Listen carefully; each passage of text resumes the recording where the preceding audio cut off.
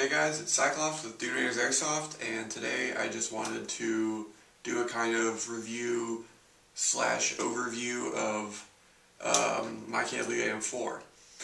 Well, this is my Mk18. I've actually had this model, this Mk gun for 3 years now. No, three and a half years now, and this build, this Mk18 build, this is recent. Pretty recent. I kind of just decided that I really like the look of the Mk18, and I liked that it had the shorter barrel, and I'm kind of into the shorter barrels now because I'm getting into more CQB situations, and my ACR's barrel was a bit too long. I wasn't cutting it.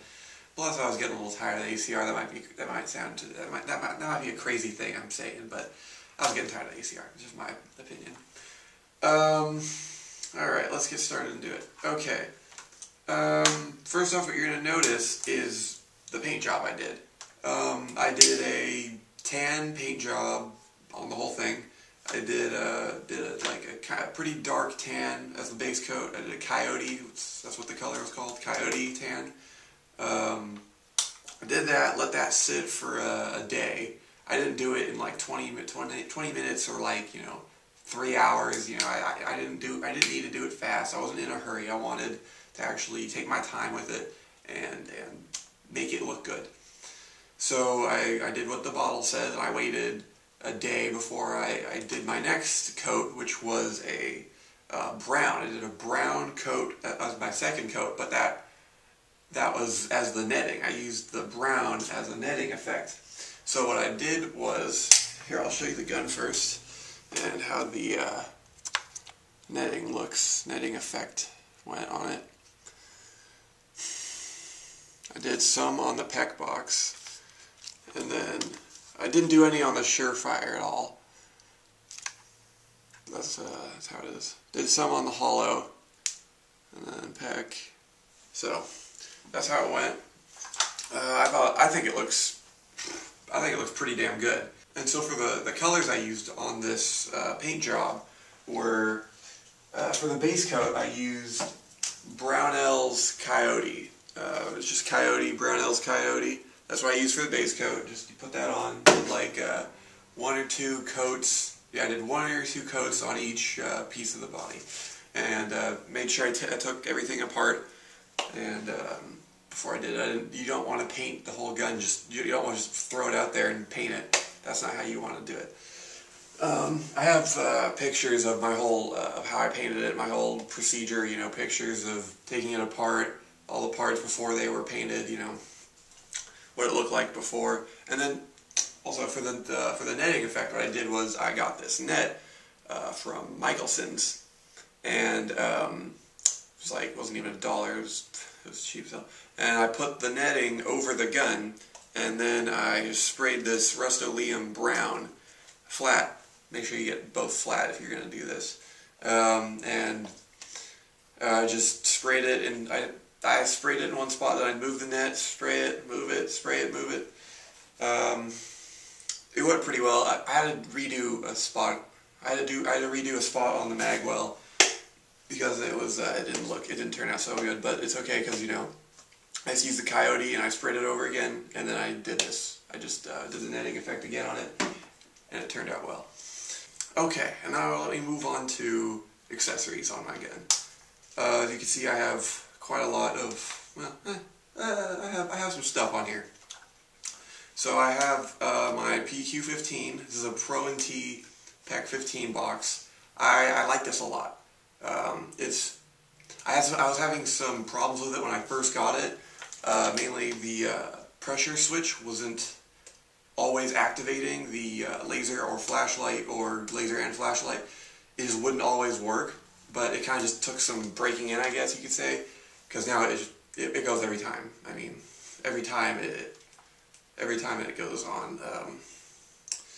However, it does advertise that the flashlight is supposed to be 270 lumens, and that is complete BS. It's like 2 lumens. It's crap. It's a crap flashlight. I didn't get it for the flashlight, which is good because it's a piece of crap flashlight. On the other hand, this replica Surefire was advertised at like 270 lumens, but it's great. It is so damn bright. I actually have a real Surefire. Here, I can show you. If you don't believe me, then you can just get out. But this is a real Surefire. This thing actually isn't even as bright as this is brighter than the real one.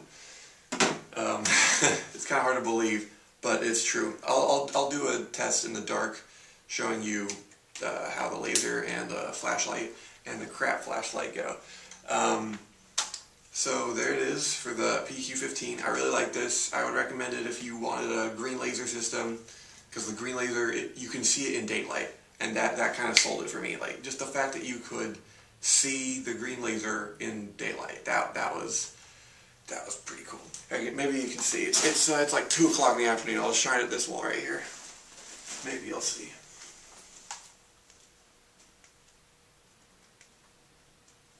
So yeah. You can you can't always see the beam in daylight, but from distances, I'd say to about 50 to 75 feet, the laser is visible at where it's hitting. Now your gun isn't always going to hit that exact spot, but that's what your hop-up's for. Okay, next, the Surefire. Like I said, it's brighter than the real one. It's pretty damn bright, and it was cheap. It's like $68 on Airsoft Park. It's damn cheap. It does add some weight. I don't usually run it during day games, just because it's just heavy. I mean, it is. Don't get me wrong. It's useful during day games because you can blind the person. You know, you can blind them right before you shoot them in close quarters. It's not crazy bright, but you know, if you're a Battlefield player, you know the flashlight effect. I have a 9.5-inch Daniel Defense right here. It was $100. It was, I don't know, kind of expensive, if you ask me. I got a front D-Boys flip-up sight and a rear Troy flip-up sight. I don't use these. They're just a fail-safe in case the hollow battery dies mid-game. I'm not an iron sight person anyway. I like my hollow. Moving on to that, I like my hollow. This is a 5.56 replica, and this is an Mk18 build. Okay, I'm not going to call it a Mod 1 build, because this is basically a Mod 1. The only thing is there's a couple changes on here I made, because I don't like everything that's on the Mod 1. Like, the Mod 1 uses a 5.53. I have a 5.53, as you can see, but I don't like it. I like the 5.56 better.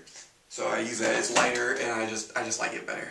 I don't like that the 5.53 has these QD mounts. These things suck. I friggin' hate QD mounts so much. And the second change I made that doesn't go with the Mod 1 build with Mk18 is the Surefire. The Surefire isn't on the Mk18 Mod 1 build, as far as I know. I mainly see the M3 light being used, and then what's it called? Here. These double switch pads used. I don't like the M3 light. If you ask me, they're a ripoff. They're pretty expensive. They're $40, which is pretty expensive. It's not that expensive, but I mean, for what it is, it's pretty crappy. It's not bright. It is so not bright. It's small and it's lightweight, but I would highly recommend you just don't get it. Just don't get an M3. They're stupid. I don't even think they look good, honestly. They don't even look good. I wouldn't even get it for looks. I just don't get it. I don't get why people get it. I don't know. Maybe it's just me. I don't know. Anyway, I got a few other things for this that I'm not using at the moment. I got a T1 red dot sight for this.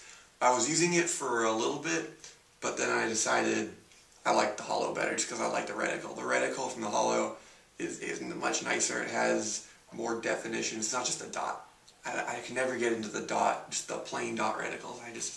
That's not my style. Another thing I got some LaRue hand stops and hand clips. The hand clips, the hand clips are rubberized, and I just don't like the look they have on my gun because it's kind of a distressed look gun, and these are kind of for a clean look. gun, so I just don't. I'm not into it. I'll probably use them on. I'm gonna use them on another gun, probably my SR12. Let's see. I also got this suppressor. The CAC suppressor is QD. Just goes right on, and then I think it looks good. It's pretty lightweight. It was pretty cheap. It came with this came with the flash hider too, and it is QD. They say you're supposed to pull up on these tabs here. These tabs right here, you're supposed to pull up and then pull it off. But honestly, you can put it on, and it's on. And then if you want it off, just pull off. You don't have to pull on the tab. You can just pull on the suppressor. So I mean, I like it, and it does have some foam padding in it, so it does suppress it a little bit. It's not extreme suppression, you know, but it does have a small difference. That's about it. When I got this gun, has always been wired to the front, and for this build I needed it wired to the rear because I would have just way too much weight in the front. I already have a lot of weight in the front. I mean, I have the peg box, the Surefire, this, rails, you know, I already have quite a lot of weight in the front, so I just wanted it in the back. So when I rewired it to the back, I used low resistance wiring, and I thought, while I'm out here, while I'm doing stuff like this, I might as well do another thing I love to the gun, which is adding Dean's plugs to it. Now Dean's plugs, if you don't know what Dean's plugs are, it's the, you know how there's these Tamiya connectors? There's also Dean's plugs. Now Dean's plugs I like a lot, okay? And I'll tell you why.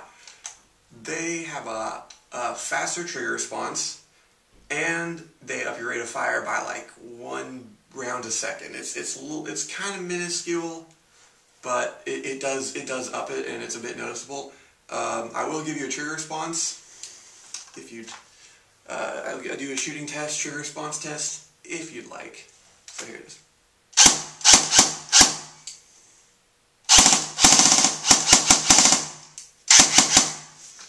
So there it is. There was a dramatic change in my trigger response. My semi is much faster than it used to be. Full auto changed, like it went from like, I don't know what it is. I just play it by ear. It was like 15 rounds per second when I got it, and now it's like, I'm just guessing. It's just a guess. It's probably 16 or maybe even 17. It's just a guess. Don't hold me to that. It's just a guess. I'm just saying it went up. That's all I'm really trying to say. Let's see. Next, I'll turn off the lights, and I'll do a laser test. I'll show you the laser. Show you the green laser, the Surefire, and the crap laser, or crap light, the pack box light. All right.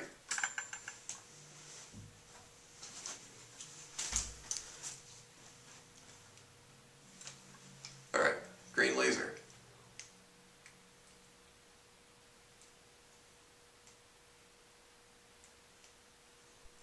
Okay, now here's the Surefire, replica Surefire,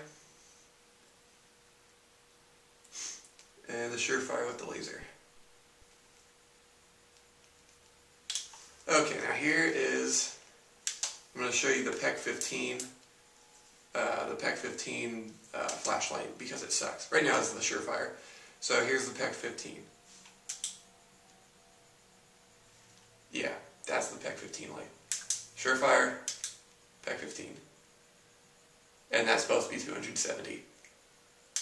My ass.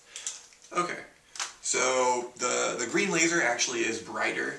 The beam is just, you can see the beam as clear as day.